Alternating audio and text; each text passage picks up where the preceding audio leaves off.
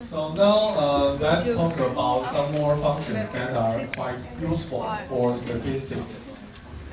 Okay. We don't need to get phone. So first we want to do some descriptive statistics. Okay. So I'm going to first work on average, standard deviation, whatever. So I want to calculate mean or average, and I need to use the function mean, M-E-A-N. So in some sense, this is quite similar to using Excel, because in Excel you need to type the function name that you want to use. Okay, so inside this function mean, I need to give a set of numbers as input. And in many cases, I would just input some values that I want to understand. For example, I want to see the average expenditure on milk. So I'm going to input all the milk sales information into the mean function. Okay, so that's the first example. Or if I want to find standard deviation, then I use the function SD for standard deviation. And then maybe I want to do something more meaningful, because I know region 1, region 2, channel 1, channel 2 are making several differences in the milk consumption. So if I want to just focus on a part of the milk sales, I may first extract some of them, okay, and then put into the mean function. So let's try it. Okay. So I use the function mean, and I input, for example, fresh, or you may input milk, whatever. You are going to get all the values and take average for them. Okay, and what I just mentioned is about standard deviation. Alright, standard deviation. So I can also calculate the standard deviation. And maybe you would try this also. I have mean, and I want to just take some of them, okay? Some of them. Then I can focus on one region or one channel to calculate the average sales for fresh food, for milk, whatever. Is that okay? Yeah. So the last part is of course not so satisfactory, because I don't want to manually check where are the region 1, where are channel 1, whatever. I want someone to help me filter that out. So let's see how to do it. I'm going to extract rows by conditions, something similar to COUNTIF or pivot table. So I'm going to find those records at this particular channel, hotel, restaurant, buffet. So that's channel 1. I'm going to use this function which, okay? Which requires you to give the function a set of values as input and a condition. So I'm going to take a look at all those channel values, and for each of them check whether it is 1. Okay? So let me do it very quickly.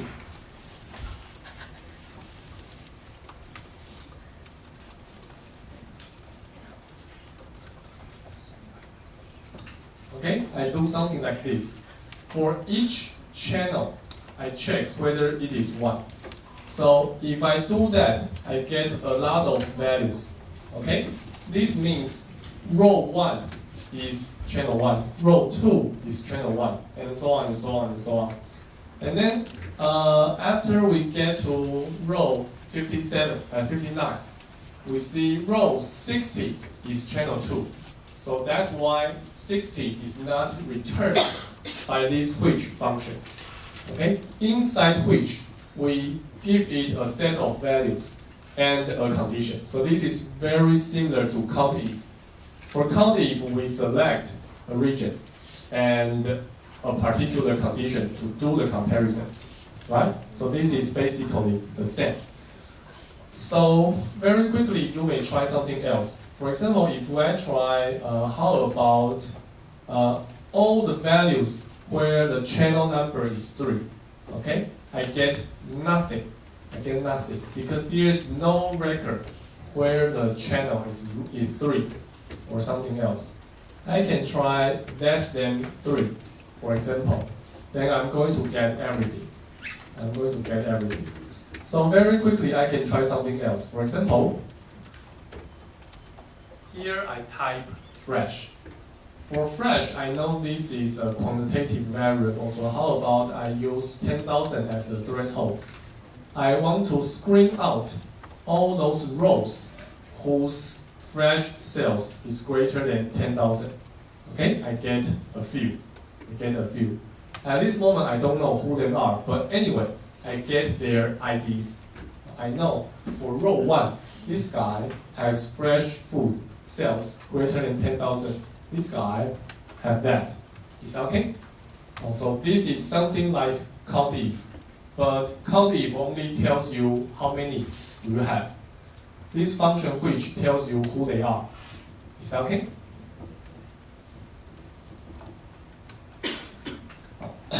So now, there's one thing to remind you. When we were using comparison, we did equal together instead of 1 equal. This is because in many programming language, when we type 1 equal sign, that means assignment. When we type 2 equal sign together, that means comparison. Okay? So when I have 1, that means I want to do assignment. When I have 2, that means I want to do comparison. Sounds weird somewhat, but anyway, all you need to do is to remind yourself that you should not do this. Okay? If you do this, that's going to assign the value 1 to all your channel values. Okay? That's not doing a comparison. That's doing an assignment. So the right thing to do is to use 2 equal signs together to make a comparison. Is that okay? Okay. So the last thing is that now I really want to do this. Looks a little bit complicated, but actually we are able to understand it. I first use the which function to get a set of values. Those values are the row numbers of those rows where channel is 1. For all these values, I use them to get milk sales. Okay? $milk is a column or is a vector. It's 440 values. And I use this which function to get several numbers that I am interested in. So I say, give me number 1, give me number 2, give me number 3, blah, blah, blah. And then for all the values, I get their mean. So let's try it. Okay? If I do which, I'm going to get several values. All these values on the screen. So I'm going to put these outcomes into the next function.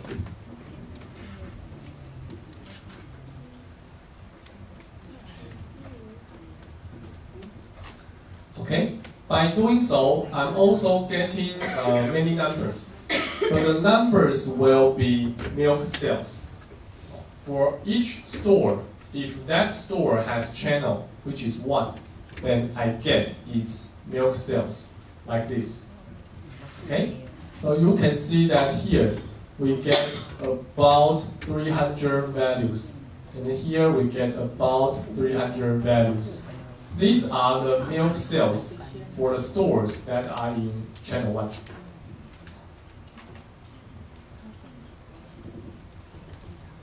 So lastly, we put that into mean. We're going to get this value. Okay? Oh. And of course, in many cases, you don't want to type a thing that is so long. Just like in Excel, you don't want to have a cell containing a very long formula. You sometimes want to do it step by step.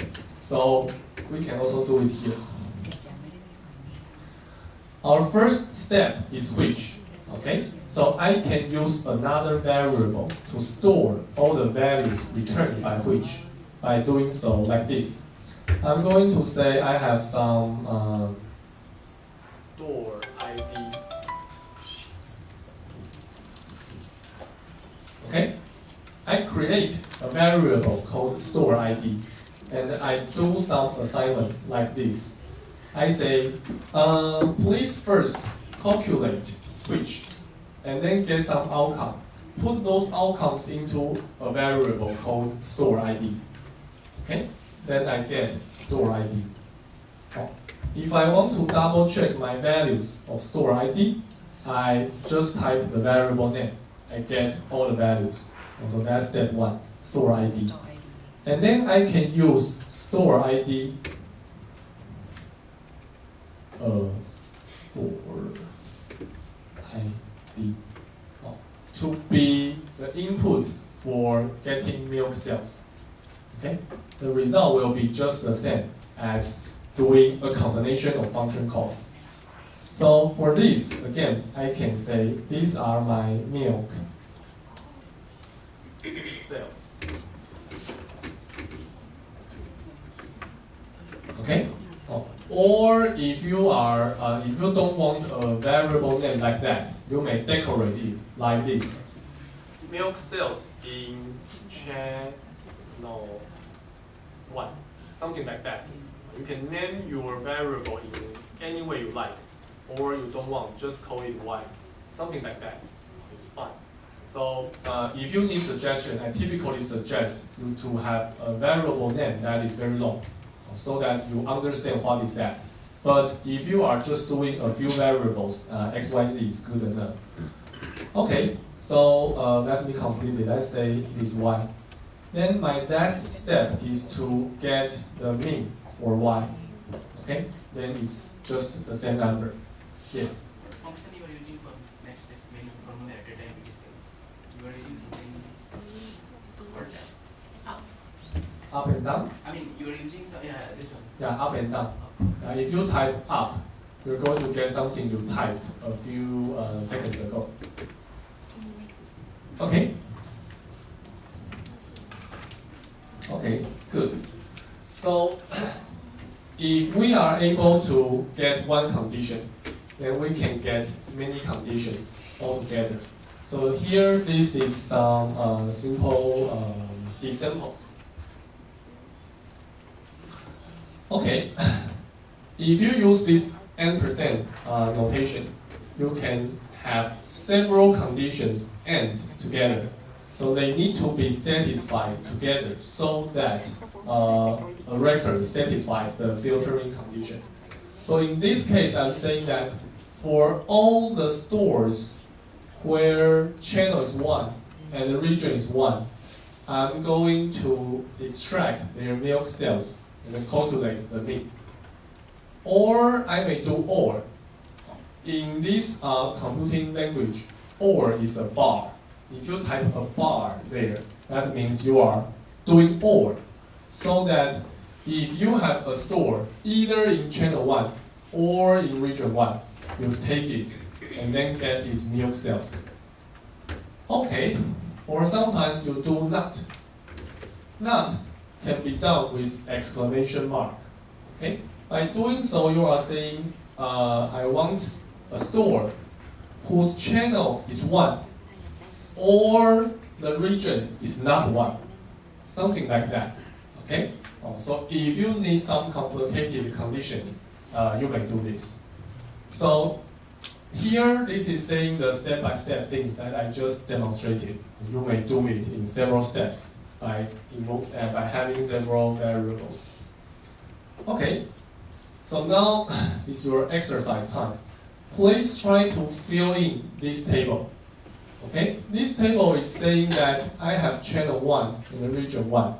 I want to get the average milk sales on channel 1 in region 1. So I'm going to do this by myself, and then you may do the other 5. I try to calculate mean. Okay, so I know I need to mean something. And I know I'm talking about milk cells. Okay, milk cells. So this looks to be the first step. And now I know I need to do some filtering. For filtering, I need some which. So I have some which statement. I know I'm talking about channel in the region.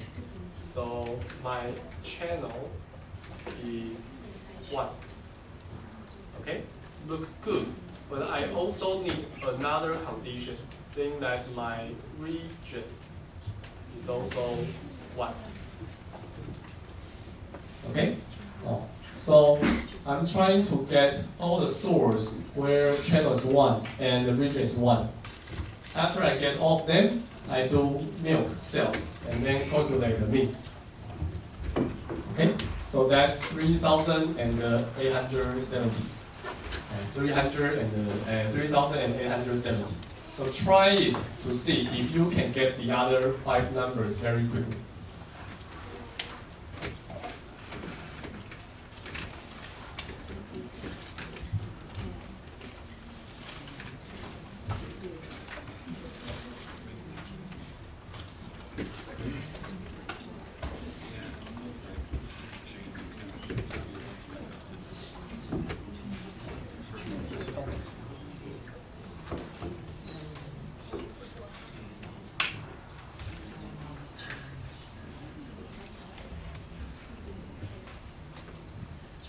And of course, if you can get the 5 numbers, double check with your friends.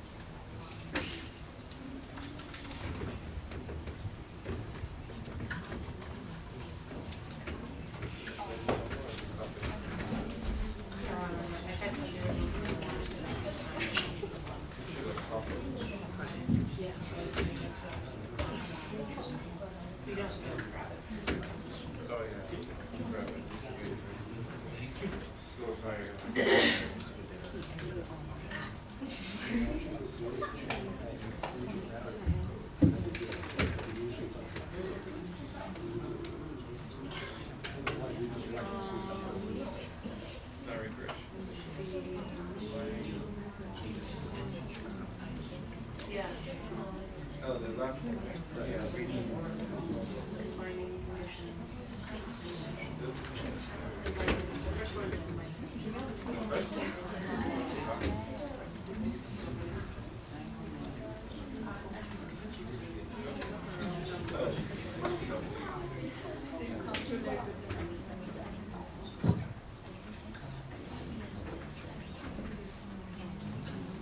Okay, I hope it's not too difficult.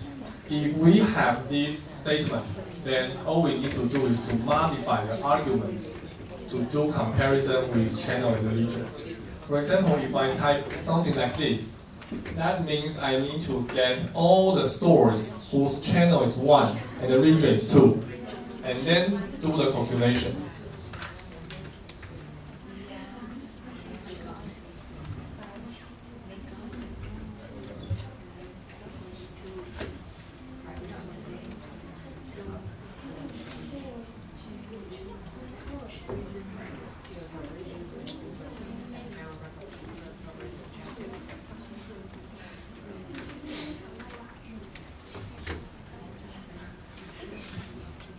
And is that okay? Okay. So now we may do something else. For example, we may count the number of data points that satisfies this or that condition. So that's length. Okay? In general, for length, you may input any set of vectors. And for whatever values you put into that function, you get the length.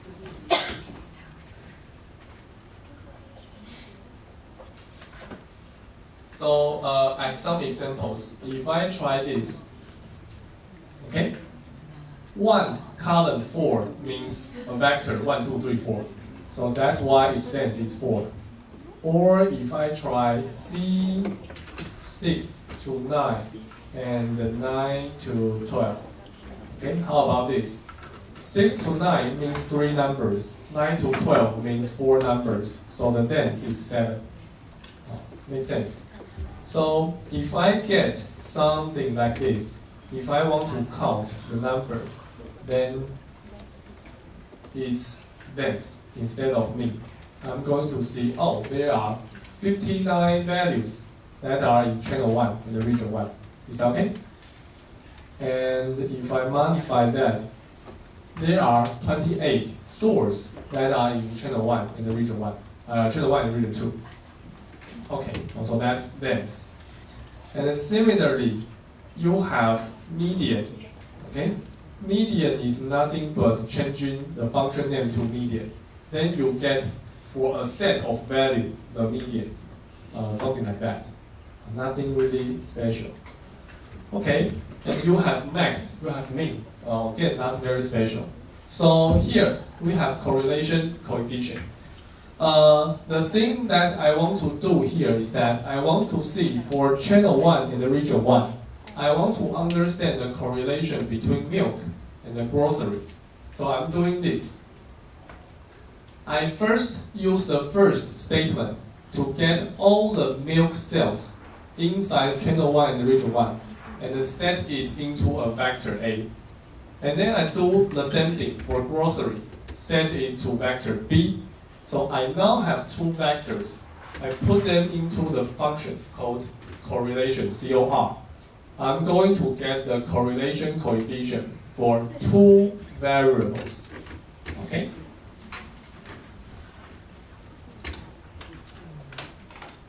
So in general, correlation coefficient can be calculated for all possible combinations of two vectors. For example, here, if I have 1, 2, 3, 4, 5, and I have another which is from 2 to 6, okay? Then their correlation is 1 because basically it's just a straight line. Okay, or if you try something else like what I just did.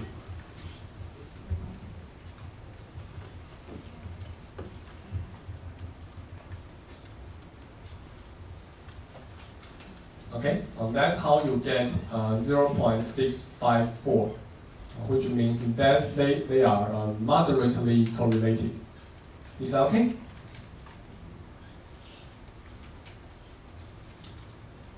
Okay. And then, in many cases, you want to do correlation coefficient matrix. So either you have two vectors, or if you have a data frame with several columns, you put that table into COR directly. If you have 3 columns, you get the 3 pairwise correlation coefficients. If you have 6 columns, you get the 15 pairwise correlation coefficients. Okay?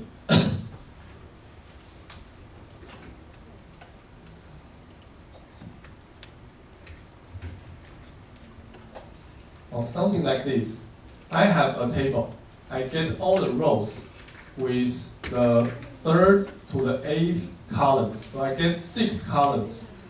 And then that's how I get the 15 pairwise correlation coefficient. From milk to fresh, that's just 0.1. From grocery to fresh, there's almost nothing. For frozen to grocery, something like that. Okay? So you may get things like this in one shot. In Excel, we also demonstrated how to do this. You use data analysis, correlation coefficient, blah, blah, blah. You can basically do the same thing. Is that okay? There's one thing to remind you. I assume that when you are doing case study 2, you tried something like this. Because in class, we mentioned to you that if you have several variables, you don't want to put all of them into your regression model as independent variables while they are highly correlated. Okay? Temperature and the apparent temperature, don't put them into one single model. So maybe you want to check, after you have your best regression model, you check whether all your variables are not so highly correlated. Then a correlation coefficient matrix may be useful. And when we want to do that, we need to exclude those qualitative variables. Okay? Channel and region, they are categorical. For categorical variables, Sunday, Monday, Tuesday, or January, February, something like that, you don't calculate correlation coefficient. That's weird, and that does not make any sense. So when you want to calculate correlation coefficient, just do it on quantitative variables. Is that okay? So that means next week, if someone did that for qualitative variables, you need to raise your hand and point out that this is something wrong. Is that okay? Okay. So now let's do some plotting. Whenever we see something about correlation coefficient, we want to plot scatter plots. Okay. So all you need to do is to use this function plot, and then give this function two vectors. The function is going to set the first one as the horizontal one, and then the other one as the vertical one to get values.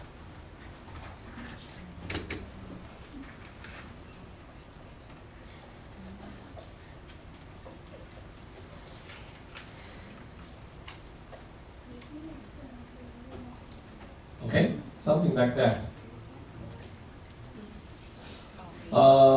What I just did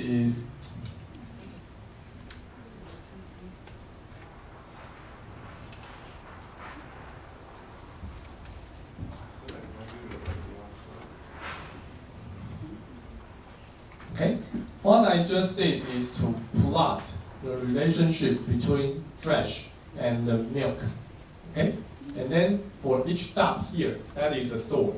And for that dot, I check the fresh sales and the milk sales. And then I get the graph like this. Suppose you are doing your case study or final project report, and suppose you want to paste this figure onto your report or something. That's of course very easy. So you click on it, you right click. That's going to allow you to copy it or save it. You see those options. If that's a meta file, then that's the best option for you to paste onto Word. Okay, a meta file. Or if you just want a bitmap, just do it.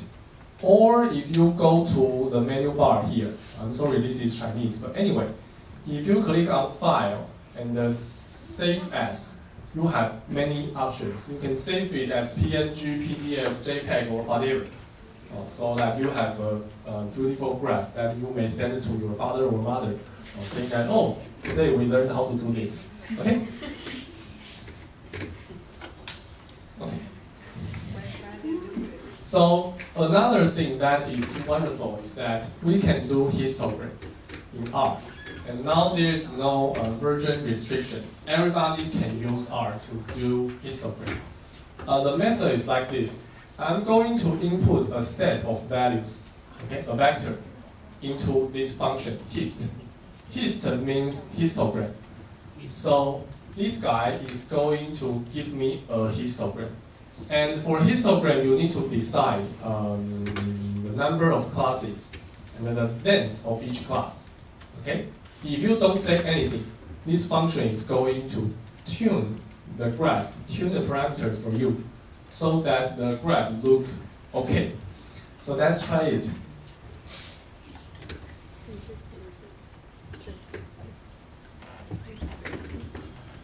So suppose I just try fresh, okay?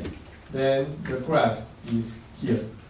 So I can see, oh, okay, so for fresh food, there are about 250 stores whose fresh sales is from 0 to 10,000, and so on, and so on. And then there seems to be one store having unreasonably large fresh sales. But anyway, yeah, that's a histogram. So I'm going to give you 1 minute to try this and try that. Try plot, try histogram. Okay? To plot something, to show yourself.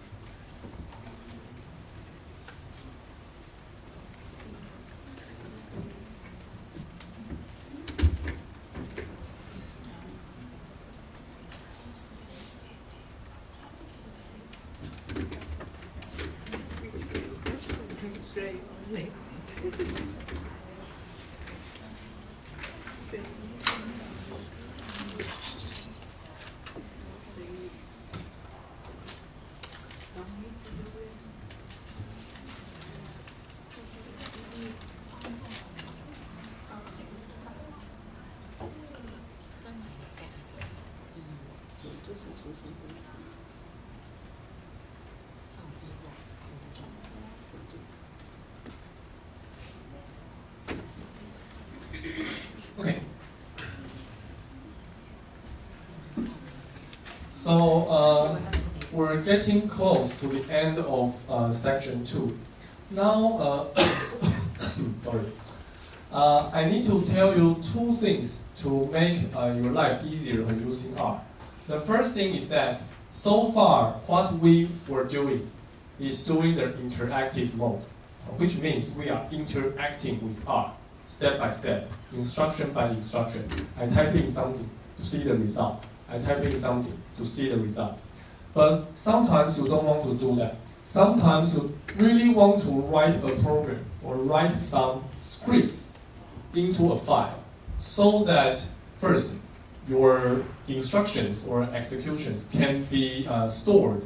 You can send these statements to your friends or store them in your disk so that 2 days later you can still recover them. Okay, so that's one thing. Or in many cases, this makes your code easily modified and reusable, because in some cases you need to execute multiple statements in one time.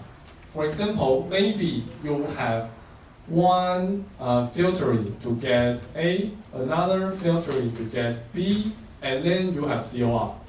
You want to make them into one file so that you can you don't need to do them one by one. You can do them simultaneously.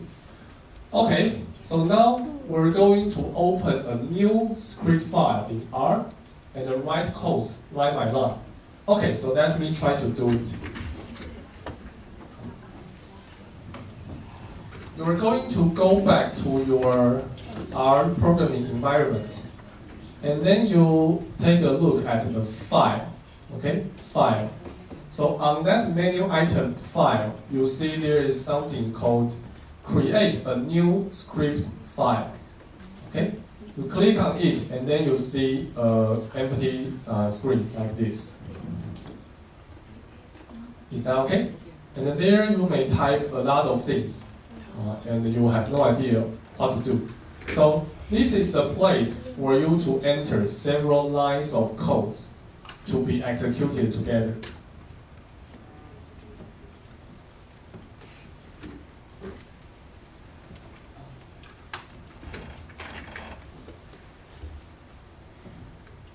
Okay, so suppose I type very fast and very quickly I get these 3 statements.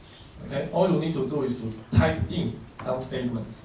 So once I do that, I now want to execute them from my code to the interaction environment. Okay, so what should I do? I should do this. I'm going to click on a statement, okay, anywhere in that line. And then in Windows, I'm going to do Control and R, or in Mac, you're going to do Command and Return. So like this, I'm going to press Control and R, Control and R, Control and R, Control and R. I'm going to execute each statement one by one, okay? And then I get the result I want. So that means in the future, I'm going to write my programs inside this screen so that if I made something wrong, it's easier to modify. Or I can try this, try that, and do the executions. Okay? So that's some typical things we do.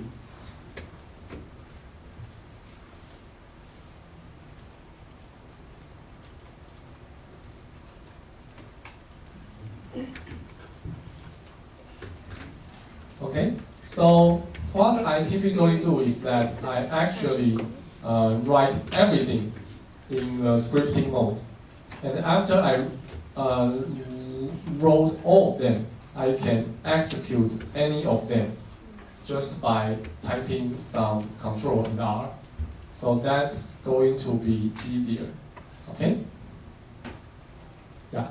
And then lastly, sometimes you don't want to press your keyboard so many times because that's tiring. So for example, you may do this. You're going to select multiple rows and then type Ctrl R just once. And then all of them will be executed. Is that okay? Yeah. So if you really want to do something complicated in R, you definitely want to do this. So again, 1 minute, please try this. Type some statements in the scripting mode, and then execute all of them in one shot.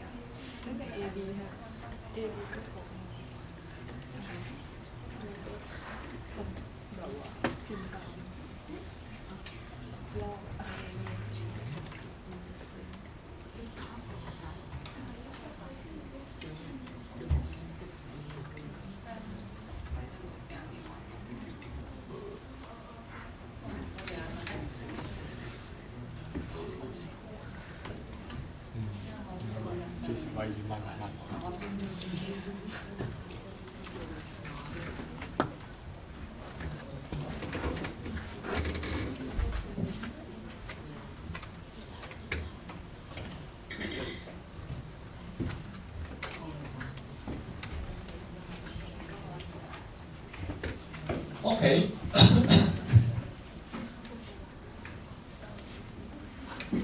So now, in many cases, we want to write some comments in a program. That means some note for programmers like us to keep in mind what we are doing. So in that case, we put some codes after this. What's this?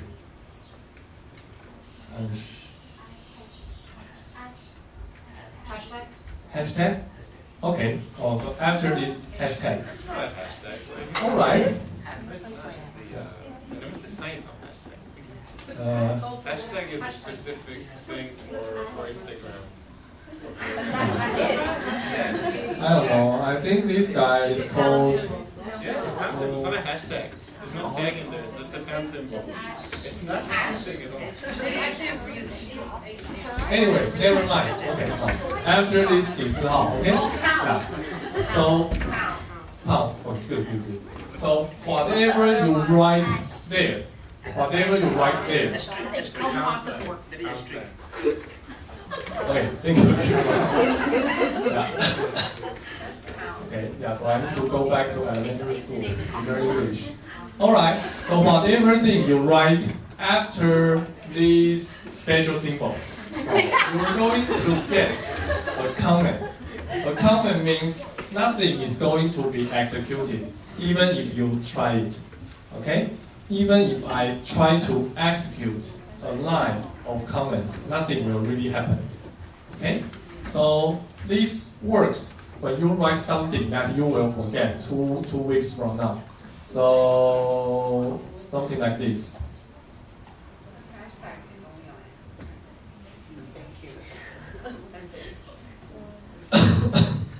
So if I type something like that as a note, then if I do the execution, only those things in front of that special character will be executed. So I get a plot. And all the things later are considered as just programmer's note and will not be executed. Is that okay? Yeah, in C program you do two slash. Okay. Okay, so what's that? So finally,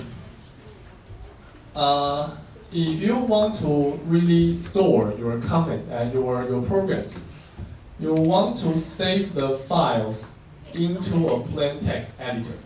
Okay? So I'm going to do that. Suppose I'm editing my program like this. Okay, so I did a lot of editing. Good. So now I want to save. When I want to save the file, or later you try it, it allows you to select a location. So let's say I select my desktop. Okay, and then there I need to type in a file name. So let's say 123 or something. And by default, it's going to say I will store the file as an R file, or you're going to have the association file name as .r. Okay, so I do this. And after that, I see that there is one file on my desktop, which is something you just stored. And if I open it, that's basically something I just typed. And if you cannot open it, maybe your computer will ask you about which application to use. Then in that case, just select whatever plain text editor you have. Okay?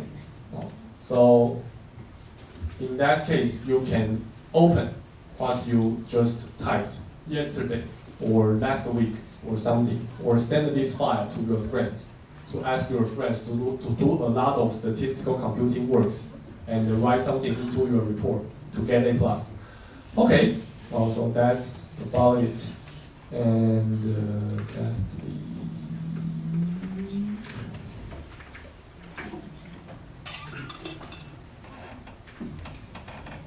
okay, so that was storing our codes into a program or into a file. We sometimes also want to store the results of calculation into a file. So we can read the table, and not too surprisingly, we can also write the table. Okay, so very quickly, let's see how to do this. Suppose I do some calculation to get some result, like my correlation coefficient matrix. I can use this function write table and have two arguments here. The first argument is what I want to write. Okay, so C is the variable containing the values that I want to write. Okay, so after very complicated calculations, I get C. I want to store it so that I can open it later. So I need to give a file name here. And then the file name, of course, will be the file name after this statement. And if you don't specify the path, the location in your computer, it will be stored in your work directory. Okay? So later you go to your work directory to find it or to put it somewhere else.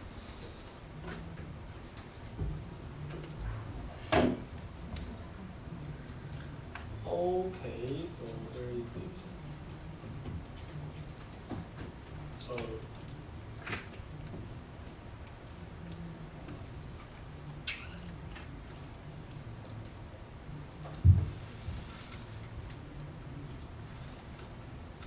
Okay, so I did some calculation, and suppose I get correlation matrix of W2, and I say I want to make it in a variable called C.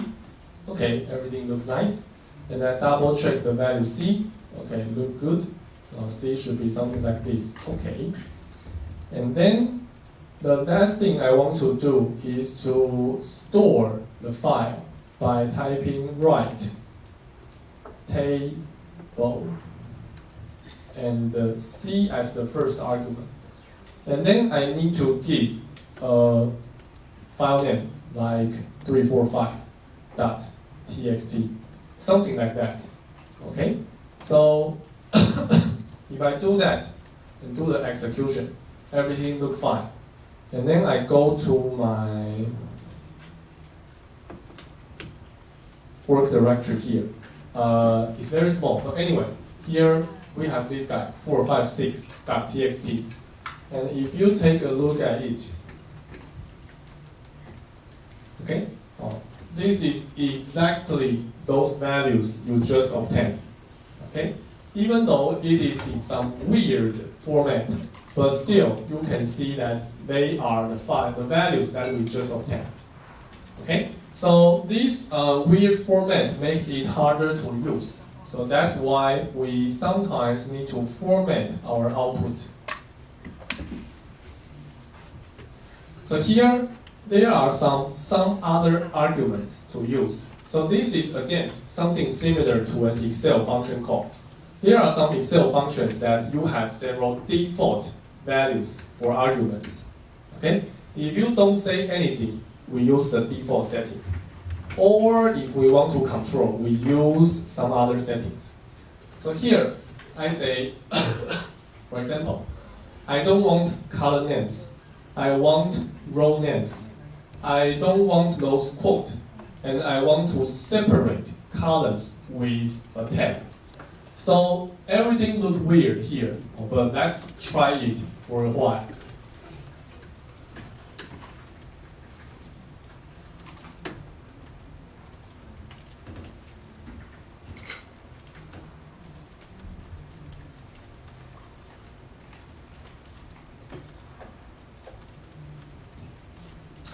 Okay, so here I have a statement that occupies two rows like this. Okay, I want to write a table, and I want to write C into that particular file with no column name and row names, and there's no quote, and I want to separate them with tab. Okay, so I'll do what's this.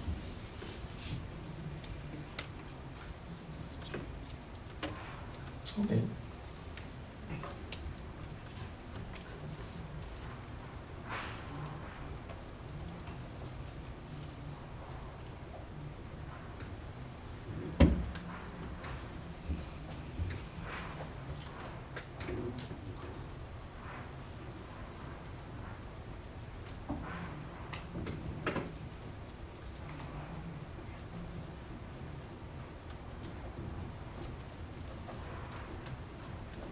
Okay, there is something wrong with the program, so just forget it.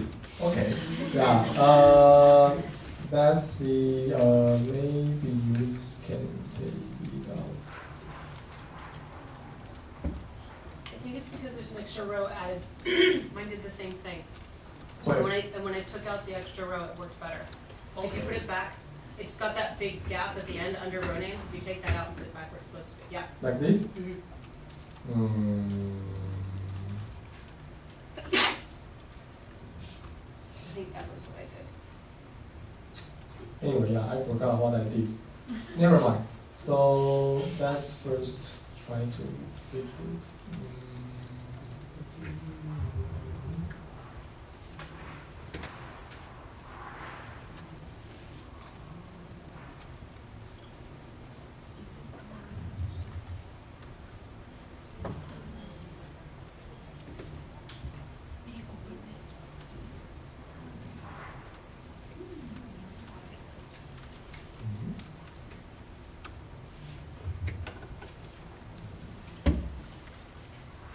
Oh, I'm sorry, because I typed capital C, but it should be lowercase c.